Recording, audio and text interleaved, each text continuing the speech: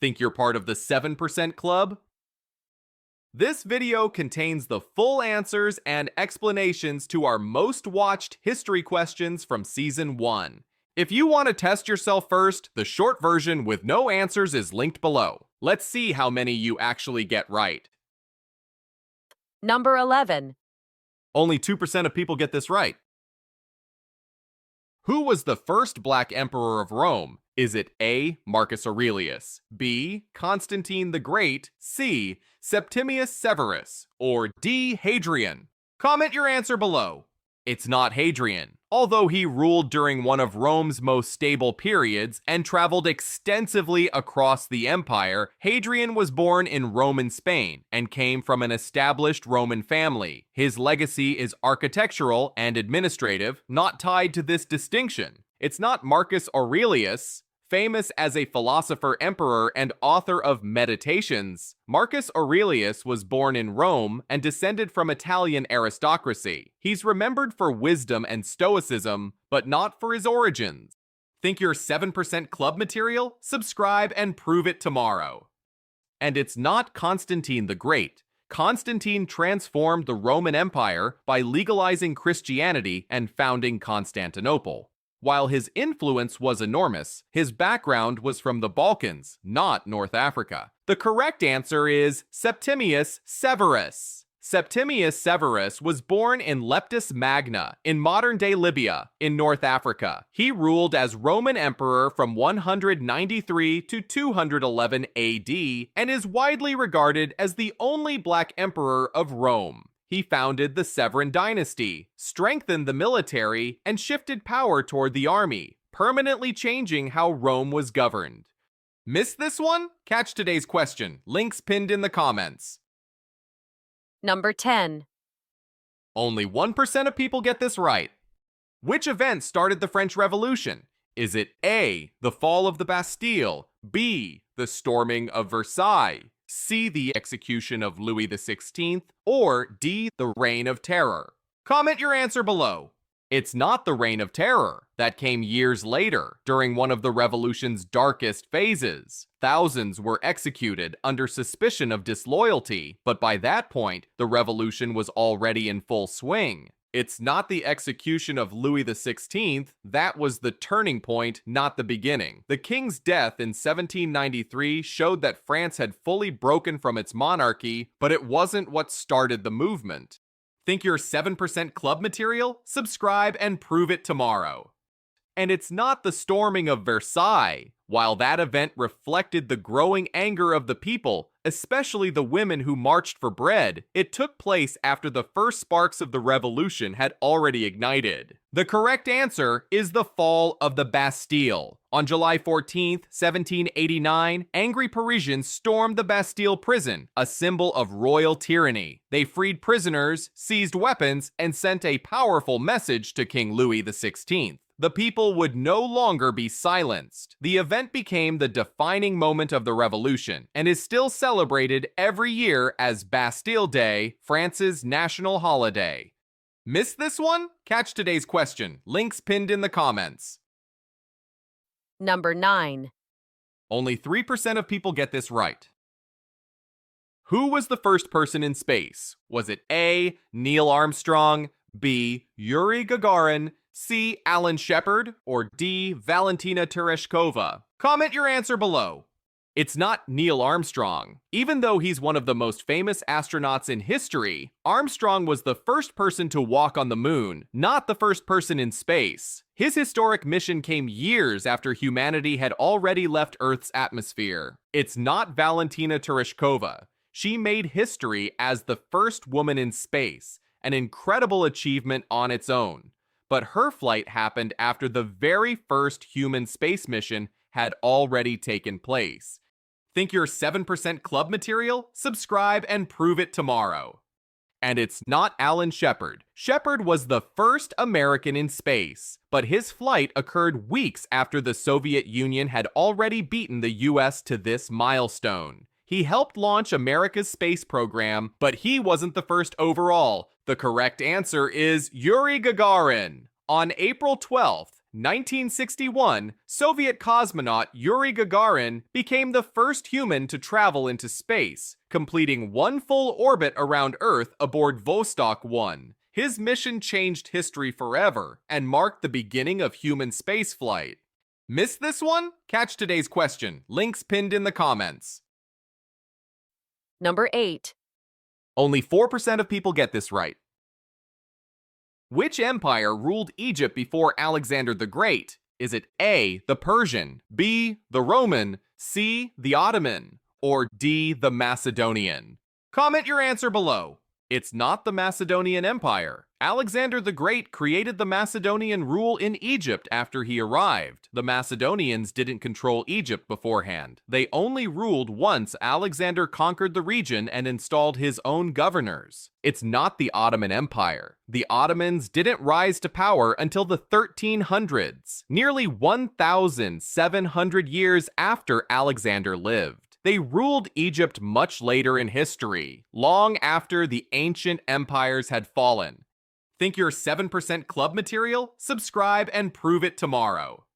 And it's not the Roman Empire. While Rome eventually took control of Egypt after the fall of the Ptolemaic dynasty, this happened centuries after Alexander's conquest. Julius Caesar and later Augustus came into the picture well after the Macedonian period began. The correct answer is the Persian Empire. Before Alexander the Great conquered Egypt in 332 BCE, the region was under the control of the Achaemenid Persian Empire. The Persians ruled Egypt as a province, and their control was so significant that Alexander's arrival was seen by many Egyptians as liberation from Persian rule, helping him gain support and secure his swift victory.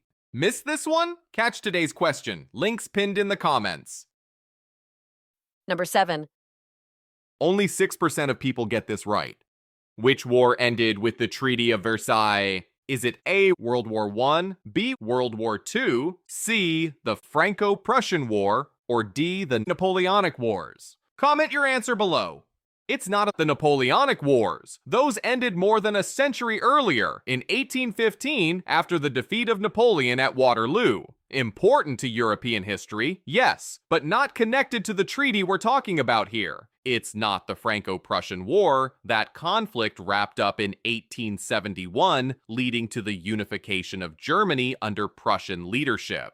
A major turning point in European power, but the Treaty of Versailles had nothing to do with this war. Think you're 7% club material? Subscribe and prove it tomorrow.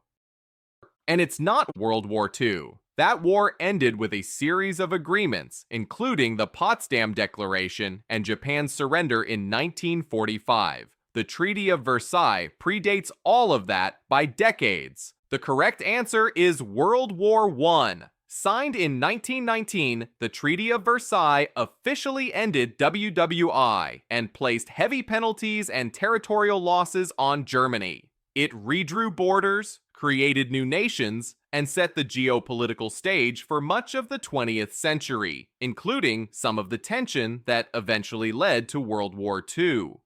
Missed this one? Catch today's question. Links pinned in the comments. Number 6. Only 5% of people get this right. Who won the Battle of Hastings in 1066? Is it A, Harold Godwinson, B, William the Conqueror, C, Edward the Confessor, or D, Richard the Lionheart? Comment your answer below. It's not Richard the Lionheart. He lived centuries later during the Crusades and ruled England in the late 1100s. He's one of the most famous English kings, but he had nothing to do with the battle that changed England in 1066. It's not Edward the Confessor. He was the king before the battle, and his death is actually what sparked the conflict. Multiple claimants fought for the throne after he died, but Edward himself never fought at Hastings. Think you're 7% club material? Subscribe and prove it tomorrow. And it's not Harold Godwinson. He was the Anglo-Saxon king who defended the English crown, but he was defeated on the battlefield. According to legend, he was struck in the eye with an arrow, and his loss ended Anglo-Saxon rule. The correct answer is William the Conqueror. In 1066, William, Duke of Normandy, won the Battle of Hastings and became the first Norman king of England. His victory reshaped English culture, language, and politics for centuries. The event is so important it marks the end of one era and the beginning of another in British history. Missed this one? Catch today's question. Links pinned in the comments. Number 5. Only 4% of people get this right. Which ancient empire built the city of Persepolis? Is it A, the Greek, B, the Persian, C, the Roman, or D, the Babylonian? Comment your answer below. It's not the Roman Empire. That came centuries later, known for its grand cities, aqueducts, and roads stretching across Europe and North Africa. Rome and Persepolis never coexisted in their prime. It's not the Greek Empire, though they were famous for cities like Athens and Sparta and gave us philosophers like Plato and Aristotle. The Greeks never built Persepolis. In fact, Alexander the Great of Greece was the one who later burned Persepolis to the ground. And it's not the Babylonian Empire. They were based in Mesopotamia and built the famous Hanging Gardens of Babylon, one of the 7 wonders of the ancient world. The correct answer is the Persian Empire. Founded by Darius the Great, Persepolis was designed to impress visiting dignitaries with its massive terraces, intricate carvings, and towering columns. The city symbolized Persian power and unity, serving as a ceremonial capital where rulers celebrated Nowruz, the Persian New Year. Though Alexander the Great's army destroyed much of it in 330 BC, the ruins still stand today in modern-day Iran, a haunting reminder of the empire's grandeur and influence. Number 4. Only 5% of people get this right. Who was the first emperor of Rome? Is it A, Julius Caesar, B, Augustus, C, Nero, or D, Tiberius? Comment your answer below. It's not Nero, one of Rome's most infamous rulers. He came decades later and is remembered for his excess, persecution of Christians, and the legend of fiddling while Rome burned. Definitely not the first. It's not Julius Caesar, the brilliant general whose ambition ended the Roman Republic. He laid the foundation for the empire but was assassinated before it could form. His death cleared the path for his heir to finish the job. Think you're 7% club material? Subscribe and prove it tomorrow. And it's not Tiberius. He was the second emperor of Rome and the adopted son of Augustus. Though powerful, his rule was marked by isolation and suspicion rather than the empire-building energy of his predecessor. The correct answer is Augustus. Born Gaius Octavius, he was Julius Caesar's adopted son. After years of civil war, Augustus united Rome and ushered in the Pax Romana, 2 centuries of peace and prosperity. He rebuilt cities, reformed the army, and established a system so stable that it lasted for hundreds of years. In short, he turned Rome into an empire, and himself into its first emperor. Missed this one? Catch today's question. Links pinned in the comments. Number 3. Only 3% of people get this right. What year did the Berlin Wall fall? Was it A, in 1987, B, in 1989, C, in 1991, or D, in 1993? Comment your answer below. It's not 1991, though that year is often associated with the collapse of the Soviet Union. The Berlin Wall had already fallen 2 years earlier. By 1991, Germany was reunified and the Soviet Union itself was dissolving. It's not 1987. That's when US President Ronald Reagan gave his famous speech at the Brandenburg Gate, saying, "Mr. Gorbachev, tear down this wall." Those words became a rallying cry, but it would take 2 more years before it actually happened. And it's think you're 7% club material? Subscribe and prove it tomorrow. And it's not 1993. By then, the Berlin Wall was long gone, and Germany was already rebuilding as a united nation. In fact, the site where the wall once stood had begun transforming into a symbol of peace and unity. The correct answer is 1989. On November 9th, 1989, after 28 years of dividing East and West Berlin, the wall finally came down. What began as a mix-up in a press conference quickly turned into a flood of people crossing checkpoints and celebrating freedom. The fall of the Berlin Wall didn't just reunite a city, it united a country and changed the course of world history. Missed this one? Catch today's question. Links pinned in the comments. Number 2. Only 2% of people get this right. Which banker helped spark the 1929 market crash? Is it A, J.P. Morgan, B, John D. Rockefeller, C, Andrew Mellon, or D, Charles E. Mitchell? Comment your answer below. It's not J.P. Morgan. He was the legendary Wall Street tycoon who once saved the U.S. economy during earlier panics, but he died long before 1929. His name lived on, but this time, he wasn't the culprit. It's not Andrew Mellon. As Treasury Secretary, his hands-off approach worsened the Depression later, but he wasn't the one promoting risky loans or stock speculation to the public. Think you're 7% club material? Subscribe and prove it tomorrow. It's not John D. Rockefeller. The oil magnate was already retired and losing money because of the crash, not causing it. He made his fortune decades earlier in oil, not in Wall Street lending. The correct answer is Charles E. Mitchell. As head of National City Bank, Sunshine Charlie made stock investing easy for everyday Americans, offering loans to buy shares on credit. It worked brilliantly until the market collapsed, leaving millions in debt. His push to bring Wall Street to Main Street became one of the sparks that ignited the Great Depression. Missed this one? Catch today's question. Links pinned in the comments. And number 1. Only 7% of people get this right. Who led the Soviet Union during World War II? Is it A, Vladimir Lenin, B, Joseph Stalin, C, Nikita Khrushchev, or D, Mikhail Gorbachev? Comment your answer below. It's not Vladimir Lenin. He led the Bolshevik Revolution in 1917 and founded the Soviet Union, but he died in 1924, well before World War II began. Lenin set the stage, but another leader took the reins before the war erupted. It's not Nikita Khrushchev. He rose to power later, during the Cold War. Khrushchev became known for de-Stalinization, the Cuban Missile Crisis, and that iconic moment when he banged his shoe at the United Nations. But that was all after the war.